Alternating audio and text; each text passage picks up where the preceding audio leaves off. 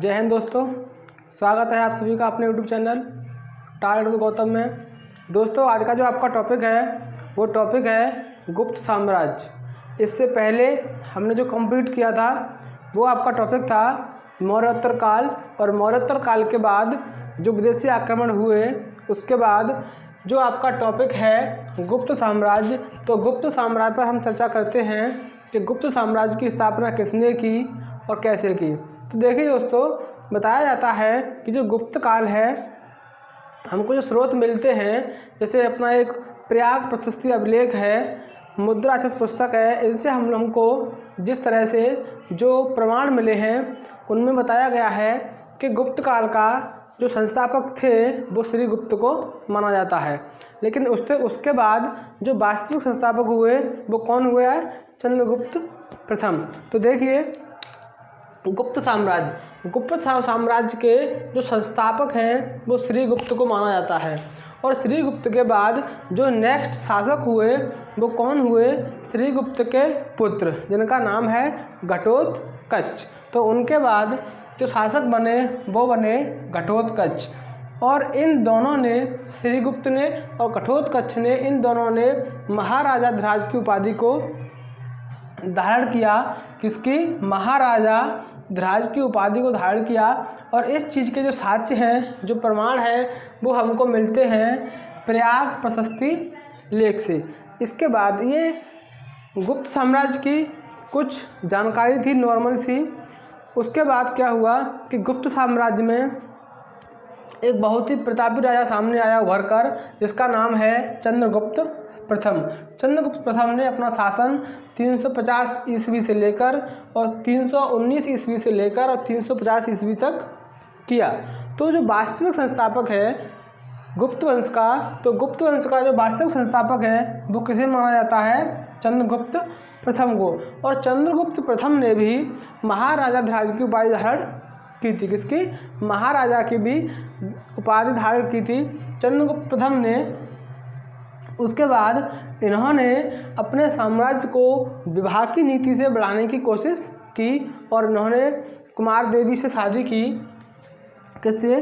कुमार देवी से शादी की, जो कि लिच्छवी कुल की राजकुमारी थी। किसकी? जो कि लिच्छवी कुल की राजकुमारी थी कुमार देवी, उनसे इन्होंने शादी की। उसके बाद चंद्रगुप्त प्रथम का जो पुत्र हुआ समुद्रगुप्त। समुद्रगुप्त का महत्वपूर्ण योगदान है पूरे गुप्त साम्राज्य में। समुद्रगुप्त का महत्वपूर्ण का स्थान है, उसने कई उपलब्धियों को धारण किया।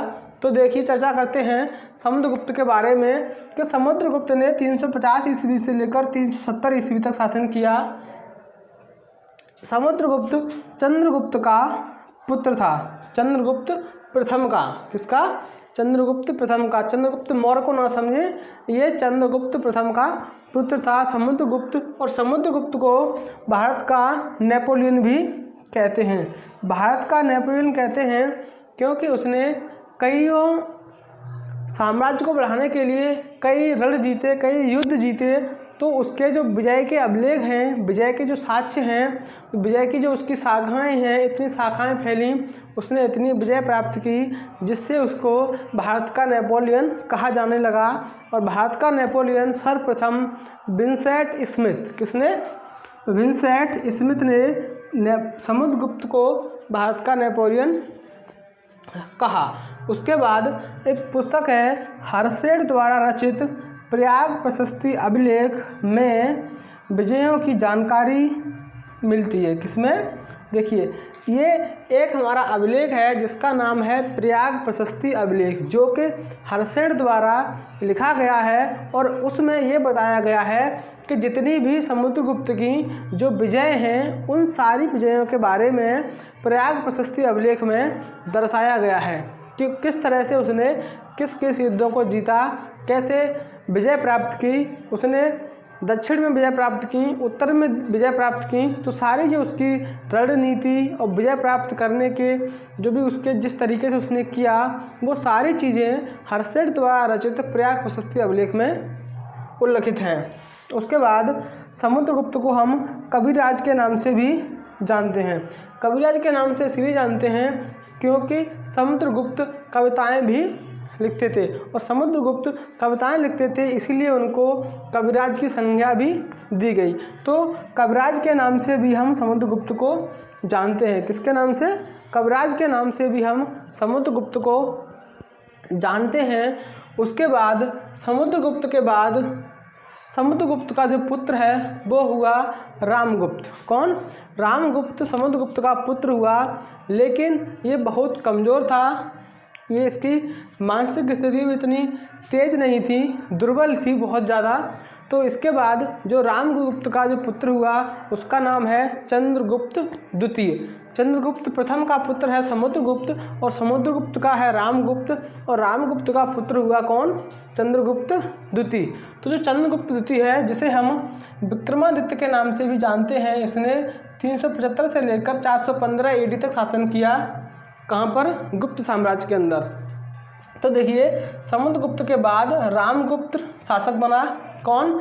रामगुप्त। लेकिन ये बहुत दुर्बल था, कमज़ोर था। इसने अपने शासन को पूर्ण रूप से विकसित नहीं कर पाया, अपने शासन को संभाल तक नहीं सका ये कि किस तरह से इसको अपने शासन को संभालना है।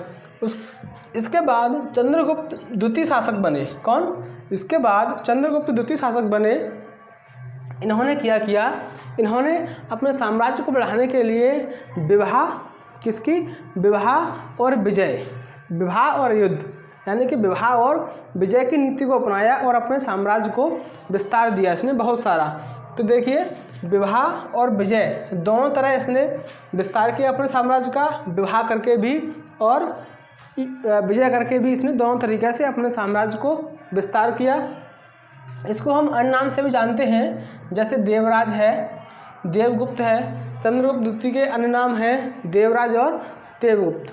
उसके बाद इसने अपनी राजधानी बनाई, जिसमें इसने अपनी प्रथम राजधानी बनाई। कौन सी? पाटलिपुत्र। पाटलिपुत्र इसने अपनी प्रथम राजधानी बनाई।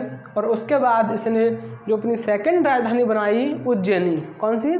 उज्जैनी इसने अपनी सेकंड राजधानी बनाई, और पाटलिपुत्र इसकी प्रथम राजधानी थी। उसके बाद इस काल को हम किस काल को? गुप्त काल के समय चल रहे चंद्रगुप्त द्वितीय के काल को, चंद्रगुप्त द्वितीय के समय को हम साहित्य और कला का स्वर्णकाल भी कहते हैं। साहित्य एवं कला का स्वर्णकाल भी कहते हैं। किसको? चंद्रगुप्त द्वितीय के शासन को। जिस समय चंद्रगुप्त द्वितीय का शासन चल रहा था, तो उस समय के काल को हम साहित्य और कला का काल भी, कला का स्वर्ण काल के नाम से भी जानते हैं। चंद्रगुप्त द्वितीय ने शकों को पराजित किया। जो शक थे, जो विदेशी आक्रमणकारी थे, शक जिन्होंने आक्रमण किया था, मौर्य उत्तर काल में आकर भारत में बसे, तो शकों से इसने युद्ध किया और शकों को पराजित किया। उसके बाद देखिए, चीनी यात्री फायान भारत आया। अब यहाँ से क्वेश्चन उठता है कि फायान विदेशी व्यक्ति कहाँ का था? चीन का। तो चीन का फायान किसके समय भारत में आया? तो चंद्रगुप्त द्वितीय के समय फायान चीनी यात्री भारत आया था। इसके समय में, चंद्रगुप्त द्वितीय के समय में नवरत्न थे। कितने? नवरत्न, यानी कि 9 विद्वानों की एक सभा, 9 विद्वानों की एक सभा भी थी। किसके समय? या 9 विद्वानों की एक कुंडली थी। किसके समय? चंद्रगुप्त द्वितीय के समय। उसके बाद इसका जो पुत्र हुआ वो कौन हुआ? कुमारगुप्त। कुमारगुप्त ने 414 से लेकर 455 AD तक अपने शासन को संभाला। इसका जो अन्य नाम था महेंद्र द्वितीय, यानी कि महेंद्र द्वितीय को हम कुमारगुप्त के नाम से भी जानते थे। या कुमारगुप्त का जो दूसरा नाम था वो कौन सा था आपका? वो था महेंद्र द्वितीय। इसी के समय, यानी कि जो नालंदा विश्वविद्यालय है, तो नालंदा विश्वविद्यालय की स्थापना कुमारगुप्त के समय हुई थी। नालंदा विश्वविद्यालय की स्थापना कुमारगुप्त के समय हुई थी। और कुमारगुप्त के समय जो ह्यूड़ थे, तो ह्यूड़ों ने प्रथम आक्रमण किया। किस पर? कुमारगुप्त के समय। तो कुमारगुप्त ने उस आक्रमण को विफल करने के लिए अपने पुत्र स्कंदगुप्त को भेजा। किसको? ह्यूणों के आक्रमण को विफल करने के लिए स्कंदगुप्त को भेजा। किसने? देखिए, ह्यूणों का प्रथम आक्रमण कुमारगुप्त के समय हुआ, जिसे पराजित करने के लिए कुमारगुप्त को, किसको? स्कंदगुप्त, कुमारगुप्त ने भेजा था। किसको? स्कंदगुप्त को भेजा था। उसके बाद कुमारगुप्त का जो पुत्र हुआ स्कंदगुप्त, कौन? स्कंदगुप्त। तो स्कंदगुप्त की एक महत्वपूर्ण जो जीत थी वो यही थी कि उसने ह्यूणों को पराजित किया था।